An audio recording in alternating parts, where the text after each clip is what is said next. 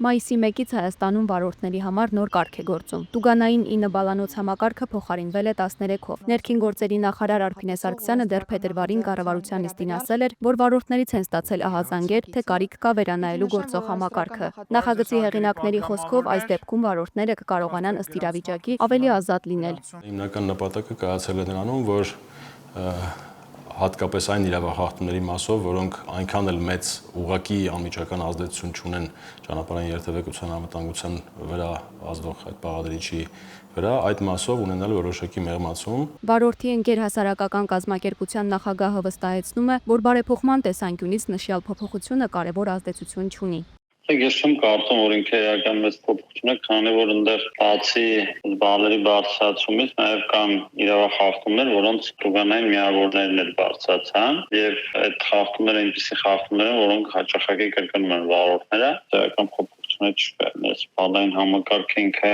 որոշակի ազդեցություն թողել է զսպվածության առումով, բայց հիմնականում այդ խնդիրը, որ անվտանգության մասով պետք է լուծի, դեռ չի լուծել։ Վարորդի ընկերոջ խոսքով լուծումը վարորդական կրթության բարելավումն է։ Բարեկային ծառայության պետի տեղակալը նշեց, որ նշված նախագծով հավասարակշռված մոտեցում ցուցաբերելու համար են ավելացել այն իրավախախտումների տուգանային միավորները, որոնք անմիջականորեն կապ ունեն ճանապարհային երթևեկության վրա ազդող անվտանգային բաղադրիչի հետ։ Նշված իրավախախտումներից է ապակիների լուսաթափանցելիության թույլատրելի չափի խախտմամբ տրանսպորտային միջոցները վարելու համար 1 տարվա ընթացքում երկրորդ անգամ նախատեսվող պատասխանատվությունը նախկին 2 տուգանային միավորի փոխարեն հաշվարկվում է այժմ 3 տուգանային միավոր։ Հաջորդը դա անվտանգության ամրագոտիները չհամրակապված կամ առանց սաղավարտի տրանսպորտային միջոց վարելու դեպքերին է վերաբերում կամ առանց դրանց ուղևորների փոխադրմանը։ Նախկին 1 տուգանային միավորի փոխարեն հաշվարկվում է 1.5 տուգանային միավոր։ Հաջորդը դա վարելու ընթացքում հեռախոսից ու հեռախոսակապից օգտվելու պահանջները չպահպանելն է, երբ նախկին 1 միավորի փոխարեն կրկին հաշվարկվում է 1.5 տուգանային միավոր։ Բարձրացվել է նաև ճանապարհի բաժանարար գոտին չնախատեսված վայրում հատելու համար նախատեսված տուգանային միավորի շեմը 2-ի փոխարեն նախատեսելով 3, ինչպես նաև հանդիպակաց գոտի դուրս գալու համար նախատեսված տուգանային միավորը 3-ի փոխարեն 4։ Բացի այդ, տրանսպորտային միջոցը ոչ թափ վիճակում վարելու համար 4 տուգանային միավորի փոխարեն մայիսի 1-ից հաշվարկվում է 5 տուգանային միավոր եւ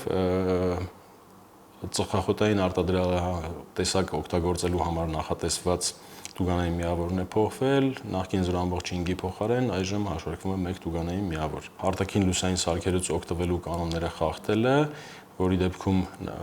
արդեն նախատեսվում է նախկին 3000 դրամ տուգանքի փոխարեն նախատեսվում է 5000 դրամ տուգանք եւ 1 տուգանային միավոր եւ